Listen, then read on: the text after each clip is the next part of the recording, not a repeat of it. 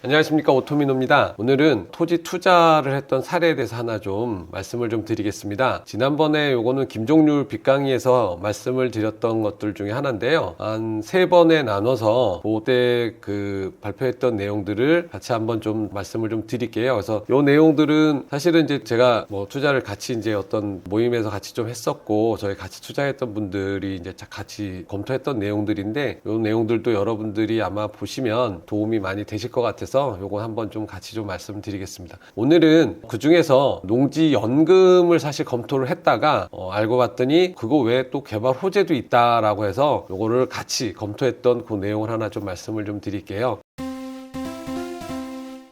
이 물건은 당초 농지연금으로 검토를 했던 건데요. 검토를 하다 보니까 도로 개설에 개발 호재가 있네 라고 해서 저희가 개발 호재까지 같이 했던 그런 물건이 되겠습니다.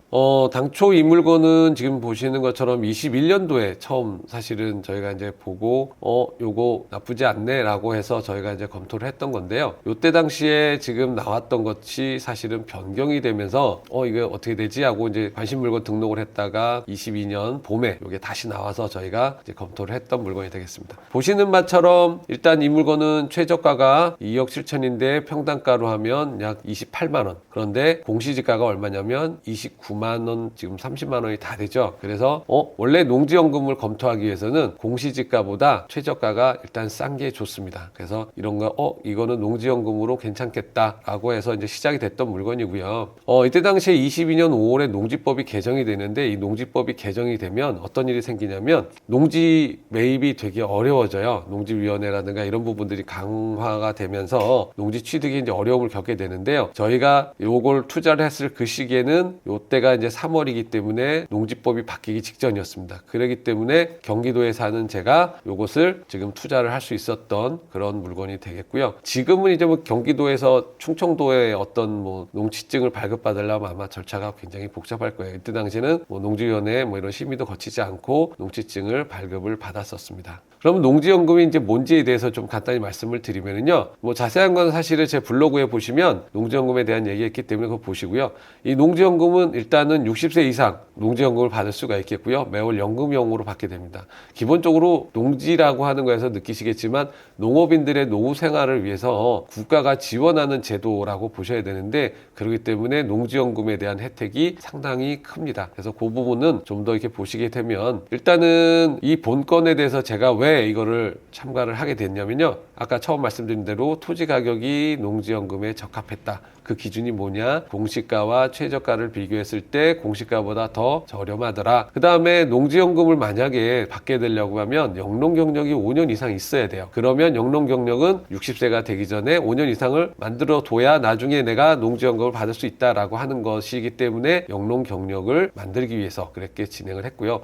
검토하다 보니까 이게 개발재능지구고 도로 개설이 되네? 그래? 그러면 언제 되지? 라고 해서 단계별 집행계획을 봤더니 더더군다나 1단계에 해당이 되네? 그러면 금방 개설이 되니까 도로가 개설되면 되게 좋아지겠다. 그리고 그 당시에 제가 서산시에 방문을 자주 해서 이 지역을 잘 알고 있었습니다. 그렇기 때문에 제가 여기는 괜찮은 지역이다 라고 하는 걸 알고 있어서 투자를 하게 되었고요. 아까 말씀드린 대로 그러면 농지연금을 하면 이 물건에 대해서 어느 정도 받을 수 있느냐 하고 검토를 해봤더니, 농지연금을 신청할 때 공시지가로 신청하는 방법하고 감정가로 신청하는 방법이 있어요. 공시지가는 100% 다 인정을 해주고 감정가는 나온 금액의 90%를 인정을 해주게 됩니다. 그러면 공시지가로 신청을 이 건에 대해서 하게 되면 이게 아까 3억대였죠. 4억이 안 되는 금액에서 월 96만 원을 받을 수가 있고요. 감정가로 신청하다면 월 240만 원을 받게 됩니다. 근데 내가 내 돈 한 3억 중반대 투자하고 이 정도 금액이 나온다면 농지연금이 상당한 혜택이라고 하는 거 좀 느끼시겠죠? 그래서 농지연금은 잘 검토해 보시는 게 좋다라고 말씀을 드리는 거고요. 사실 농지에 대한 분석이기 때문에 IC에서 얼마나 거리가 떨어졌냐, 뭐 접근성 이런 거는 사실 크게 따질 거는 아닌데, 개발 호재까지 같이 있다 보니 혹시 나중에라도 뭐 될지 몰라서 이런 부분들을 좀 보게 된 건데요. 일단은 뭐 서산 IC부터 한 10km 떨어진 지역이라서 그렇게 크게 뭐 저건 아닙니다만, 주변에 보시는 것처럼 국도라든가 이런 도로가 잘 돼 있어서 접근성은 나쁘지 않았습니다. 그리고 요거는 서산시가 장기적으로 뭐 대산당진 고속도로도 이렇게 뚫리고 해서 접근성도 좋아지고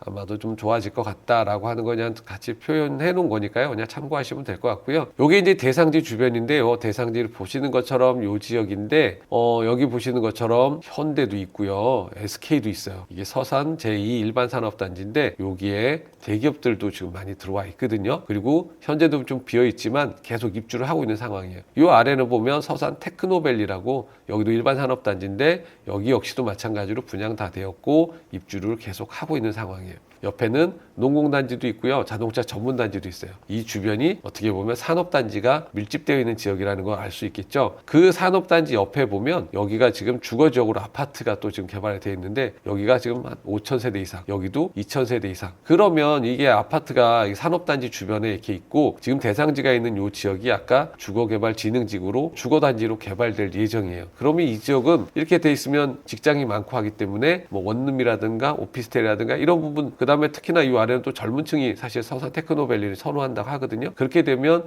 이쪽에 그런 수요도 상당히 있을 수 있겠다라고 하는 것까지 짐작을 할 수 있었고요. 처음에는 농지연금이었기 때문에 이렇게 논밭 이런 부분 검토했는데 도면을 보다 보니 빨간색으로 이렇게 시설선이 있는 거예요. 아니 왜 이 시설선 이건 또 뭐지? 하고 이제 검토를 하게 되죠. 일단은 빨간색 보면 좀 느낌이 좋지 않아요? 이런 게 있으면 여기 뭐 개발되나? 하는 생각이 들죠. 그래서 이제 검토를 시작하게 되었더니 봤더니 주거개발진흥지구가 있고 지구단위 계획이 있어요. 이거는 뭐 주거개발진흥지구는 진흥지구가 6가지가 있는데 그 중에서 주거로 지금 하고 있는 그런 개발진흥지구예요. 근데 뭐 이거는 이게 개발 사업이라고 하기보다 그냥 계획 중에 하나이기 때문에 주거개발진흥지구에 일부 이제 보조를 해주는 거예요. 그리고 그 안에를 지구단위 계획으로 세부 계획을 수립한 거라서 일단은 주거개발진흥지구이구나. 뭐 이거 갖고는 사실 크게 감동하지 않으셔도 돼요. 감동해야 될 건 뭐가 있냐면 이 속에 있는 도로들. 그러면 얘네들 그럼 언제 개발되는 거야? 하고 이제 좀 찾아봐야죠. 여기 보면은 고시문에 여기 주거형 지구단위 계획, 뭐 주거개발지구니까 뭐 이런 거 있겠죠. 뭐 소재지형 주거형 지구단위 계획. 그렇구나. 평리 여기 딱 봤더니 뭐죠? 주거지용지네? 그럼 나중에 여기가 주거용지가 되겠구나. 뭐 이런 부분은 이렇게 보셨고요. 그리고 나서 여기가 아까 말씀드린 대로 이제 도로가 이렇게 개설이 되잖아요. 도로가 개설이 되는데 보니까 소로 2류 22호라고 이렇게 돼 있어요. 그러면 소로 2류 22호가 어딨지? 하고 단계별 집행계획을 찾아보면 돼요. 단계별 집행계획을 봤더니 소로 2-22호가 있네요. 쭉 봤더니 단계별 사업계획에서 1단계에 들어와 있어요. 1단계 개발을 얘가 시작해서 24년까지 한대요. 그러면 보통은 단계별 집행계획 1단계에다가 넣으면 이거는 하겠다는 거거든요. 그러면 이거는 되는 사업이다라고 생각을 할 수가 있어요. 전체 12개 사업 중에서 우선순위 3위예요. 그러면 당연히 검토해야 되는 거 아닙니까? 그래서 저는 이거는 되겠다라고 생각을 하고 이제 검토를 했어요. 요게 지금 보면 주거개발진흥지구 안에예요. 요 안에는 나중에 아까 뭐가 된다 그랬죠? 주거용지로 개발이 될 거라 그랬죠? 주거용지니까. 그래서 요 안에서 이게 지금 보시면은 공원이 여기에 있는 요 공원이거든요. 그래서 요 대충 보시는 것처럼 요렇게가 이제 여기가 이제 지금 여기가 다 해당이 돼요.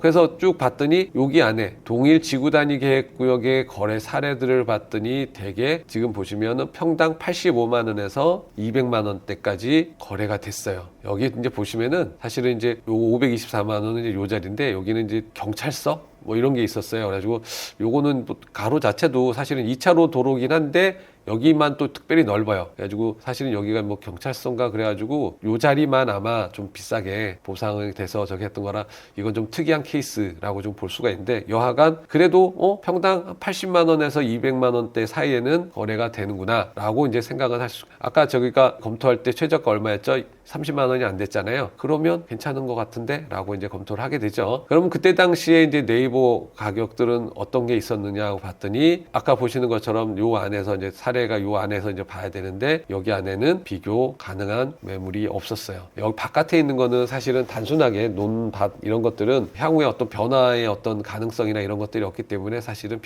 단순 비교가 되지는 않은 그런 상황이 되겠죠. 그게 그래서 이제 저희가 입찰에 참여했고 그 다음에 낙찰을 받았어요. 낙찰을 받았는데 요 부분을 지금 현재 요거는 지금 그때 이제 김종률 빗강이 발표할 때 검토했던 건데 뭐 그때 그 기준입니다. 주변에 지금 보시는 것처럼 여기가 아까 보시면 요렇게가 저희가 주거개발진흥지구라 했죠. 얘네들이 있네. 요걸 보니까 평당 86만 원 평당 240만 원, 평당 70만 원 있네요. 그러면 이 정도 가격이면 최소 70만 원 적용하면 6.84억이 되네요. 그러면 낙찰을 어떻게 3억 5천 받았고요. 그러면 수익을 한 3억 4천이 나네요. 그러면 대충 금액은 100% 정도 수익이 나는 걸로 검토가 가능할 것 같습니다. 지금 현재 그래서 잘 됐냐고요? 그래서 그 다음을 말씀을 드릴게요. 요거는 어디냐면 사실 요 아래 필지를 아까 매입을 했다고 했는데 요 위에가 또 같이 나왔어요. 물건 번호 2번으로 있었던 겁니다. 그래서 요 2번을 어떻게 했죠? 경기의 임모 씨가 또 했네요. 요거를 낙찰을 또 받았습니다. 욕심이 많으면 행복해지죠. 그래서 다음은 어떻게 되냐면 그 다음에 지자체장 선거가 있었어요. 지자체장이 민주당에서 국민의힘으로 바뀌어 버렸어요. 그랬더니 이 위에가 민주당, 이 아래가 국민의힘 해가지고 이제 바뀌어 버렸습니다. 바뀌었더니 어떻게 돼요? 지자체장이 바뀌니까 사업 우선순위가 변동이 되면서 일단은 이분은 이전에 도시개발 사업을 추진해야 된다라고 해서 많이 주장을 하셨던 분이라 이쪽에 지금 서산시는 재원을 현재 선투입을 하고 있어서 당초에 선순위로 되어 있던 도시개발 사업은 현재 지연이 되고 있습니다. 안타깝게도. 하지만 조만간 이것도 잘 될 거기 때문에 앞으로 어차피 뭐 시간이 지나면 토지는 가격이 계속 오르기 때문에 좋은 소식을 또 전할 수 있도록 하겠습니다. 감사합니다. 이것으로 마치도록 하겠습니다.